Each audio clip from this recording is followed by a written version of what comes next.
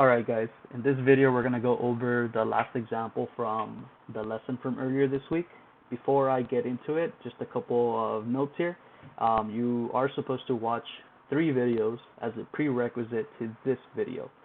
The first video is a refresher on the unit circle. It's all stuff we did in quarter 4 virtually, and it's going to be very important because although most of what we will be doing with trig functions, you will have access to a calculator. There will be some problems or some concepts where instead you'll be relying on values from the unit circle that don't necessarily require a calculator, or the calculator can give you the answer that they want, whether it'll be like in radians. Okay, so it's very important that we have full knowledge of the unit circle. 2 is the second video was just to show you how we get the shape of the graph for sine and cosine. Hopefully that one was clear, and you can see why right here it looks like waves, right?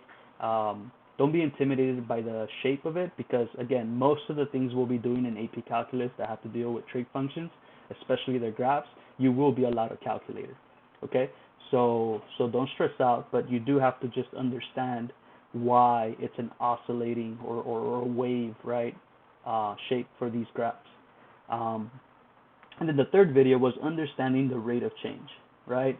As I said multiple times, it's important, right, that we don't just know how to use formulas, but understand what they're saying, right? So what is the average rate of change saying when you found those values? Okay, so I hope it's clear now. And with that said, we can well, the previous lesson now makes maybe even more sense, and this example here will make sense. Okay, so part A here, it says airport departures. The traffic pattern of departing flights at Orlando International Airport on a fall afternoon can be modeled by the function v, defined by v of t is equal to 92 minus 15 sine of t over 3, where v of t is measured in vehicles and t is measured in minutes from 0 to 30. Okay, 0 to 30 minutes. So part A tells us to find v of t for t is equal to 18. So all you're doing is you're evaluating v of 18. So plug in 18, right, for t, as it's written here. Okay? Now, how do you get your answer, right? You might have a calculator, right, that can handle this input. If not, right, this is why I'm doing this in the desktop, so I can show you how Wolfram Alpha works. Right, so when you go to wolframalpha.com, there's going to be like a search button up here, okay? And this is where you'll type in the function, 92 minus 15 times, and yes, put in the time symbol. First time I did it, it didn't work. So make sure you tell Wolfram Alpha that this is being multiplied. Sine of 18 over 3. When you hit enter, you're going to be met with this page here. Okay, here's the answer right here: 96.19, 1, 2, 3, 2, 4, and so on. Okay, so Wolfram Alpha, which is a free, mostly free, I should say, scientific calculator, and it does a lot for you. You'll see in a second here. Okay, can give you the answer. Okay, so this is one alternative. Okay, for you guys who might not have a graphing calculator. It's also very useful when you take calculus in college. Like I'm almost certain your professor at some point will mention it and tell you to use it. So that's how I'm able to get the answer for part A. Okay, and we are talking vehicles, so I do have to round, right? Can't have a fifth of a car, right? So about 96 vehicles. Part B says, make a sketch of the graph of time versus number of vehicles. Be sure your graph has a scale. Okay, so I have v of t here. Okay, how was I able to get these values? Again, most of the time, or all the time really, you'll be working with graphs of trig functions. You will be allowed a calculator. Okay, so then, how would you be able to get the graph? You can still use Wolfram Alpha. Okay, but I'm going to change that 18 to an x, right, because it's just a function.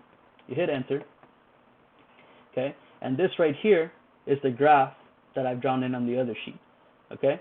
You guys can see right here, right, and it gives you all sorts of other pieces of information, and you guys can probably see here, those of you who might have seen calculus notation before, you can see the derivative and the integrals and all that sort of stuff. But anyway, here's the graph. Okay, and I was able to pass it over here onto mine. Okay, so v of t, right, here we're going up to 30 minutes, right, it was given here, right, so here's the sketch then. I was able to also plot where at v is equal to 18, right, I was at 96.19 191 vehicles, right? So then part C says, what is the average rate of change of the vehicles at the departing flights over the time interval from 15 to 20 minutes? Indicate the units of measure. So our interval is 15 to 20, right? So then we know this formula, the average rate of change. We're going to be taking then V of 20 minus V of 15 over 20 minus 15, right? Similarly, you can use Wolfram Alpha to evaluate V of 20, or your calculator, of course. Okay, and you're going to get 86.3877 minus evaluate V of 15 as well. Okay, you're going to get 106.3838. Okay, you can type all this on Wolfram Alpha. Make sure you use parentheses to tell Wolfram Alpha that this is in the numerator, or of course in your calculator, and you're going to get negative 3.9992 vehicles per minute. Okay, that makes sense, right? Because from 15, which is about midway here, right, to 20, you do have a negative slope, right? The secant here would have a negative slope. So negative 3.992 vehicles per minute. This then means that the average rate of change on 15 to 20 minutes is decreasing at a rate of about 4 vehicles per minute. Okay? And again, that's what it means, right? From the other video explaining what the rate of change is. From 15 to 20 minutes, you were losing about 4 vehicles per minute in the traffic. Okay? Then there's D. It says estimate the instantaneous rate of change of vehicles at t is equal to 18 by finding the average rates from 18, t is equal to 18 to 18.1, 18 to 18.01, and then 18 to 18.001, right? And just to summarize, the point of the previous lesson, right? If we can make the interval smaller,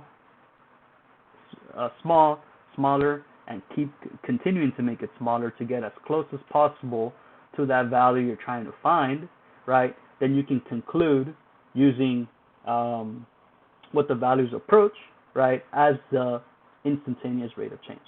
So then you would do the exact same thing, right? V of 18.1 minus V of 18 over 18.1 minus 18. When you do that work, okay, whoops, I just realized I'm not showing it on the screen there. Sorry, guys. Here's the box here, okay? But when you do, again, the average rate of change formula, like we did here for this guy and this guy, here's your B, here's your A, you're going to get negative 4.823 vehicles per minute. Then you're going to do the same thing with here's your B, here's your A. You're going to get negative 4.003 vehicles per minute, okay? Then you're going to do it again, and even closer, right, to 18, a super small interval here. And then you're going to get negative 4.801 vehicles per minute. Okay? There you go. You guys can see this is approaching a value as you make the interval smaller and smaller and smaller. Okay? So then you can conclude then that the instantaneous rate of change at t is equal to 18 minutes is decreasing at a rate of about 4.8 vehicles per minute. Okay? It's clearly approaching 4.8. You just showed it to your reader right here. Okay, so you can say then, right at 18, it will be 4.8 vehicles per minute. Okay? Now, why can't the instantaneous rate of change of traffic in the departure lane with respect to time be calculated using the method in Part D?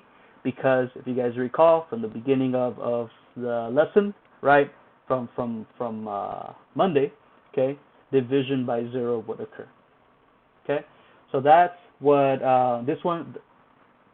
that's the end of this problem. Hopefully you guys are able to then now do the last problem on the homework. Okay, guys?